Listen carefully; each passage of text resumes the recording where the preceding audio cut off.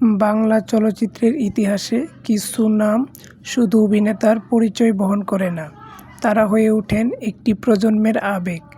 তেমনই একজন কিংবদন্তি ছিলেন আকবর হোসেন পাঠান দুলু চিত্রনায়ক ফারুক।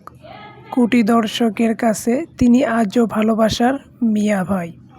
1948 সালের 18ই আগস্ট আজকের দিনে জন্ম নেওয়া এই বরেণ্য শিল্পী 1971 সালে জলছবি চলচ্চিত্রের মাধ্যমে রূপালী পর্দায় যাত্রা শুরু করেন।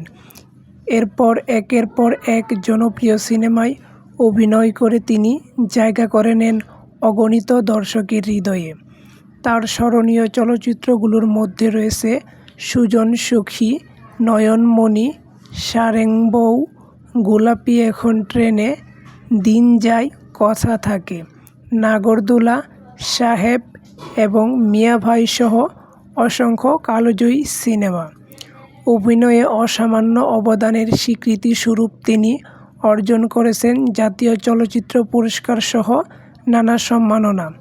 2006 সালে বাচসাস আজীবন সম্মাননা এবং 2016 সালে জাতীয় চলচ্চিত্র পুরস্কার আজীবন সম্মাননা তাকে আরও মর্যাদায় ভূষিত করে। চলচ্চিত্রের পাশাপাশি রাজনীতিতেও সক্রিয় ছিলেন ফারুক। 2018 সালের একাদশ জাতীয় সংসদ নির্বাচনে ঢাকা 17 আসন থেকে সংসদ সদস্য নির্বাচিত হন তিনি। তবে পর্দার মিয়া ভাই এর বাইরে ফারুক ছিলেন একান্তই পরিবারকেন্দ্রিক একজন মানুষ।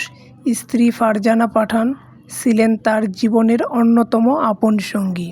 তাদের সংসার আলো করে জন্ম নেয় 2 সন্তান, পুত্র রৌশন হোসেন শরৎ ও কন্যা ফারিহা তাবাসসুম পাঠান। খ্যাতি, সাফল্য আর ব্যস্ততার মাঝেও পরিবার ছিল তার কাছে সবচেয়ে আপন জায়গা।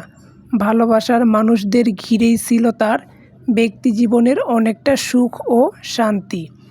দীর্ঘদিন অসুস্থ থাকার পর 2023 সালের 15ই মে সিঙ্গাপুরের মাউন্ট এলিজাবেথ হাসপাতালে চিকিৎসাধীন অবস্থায় 74 বছর বয়সে না ফেরার দেশে পাড়ি জমান এই কিংবদন্তি। আজ তিনি আমাদের মাঝে নেই, কিন্তু তার অভিনয়, তার কণ্ঠ, তার চরিত্র আর মিয়া ভাই নামটি আজও দর্শকের হৃদয়ে অমলিন। নায়ক ফারুক, আপনি নেই, কিন্তু আপনার স্মৃতি আছে, আপনার সিনেমা আছে, আপনার ভালোবাসার দর্শক আছে। বাংলা চলচ্চিত্রের ইতিহাসে আপনি থাকবেন চিরকাল।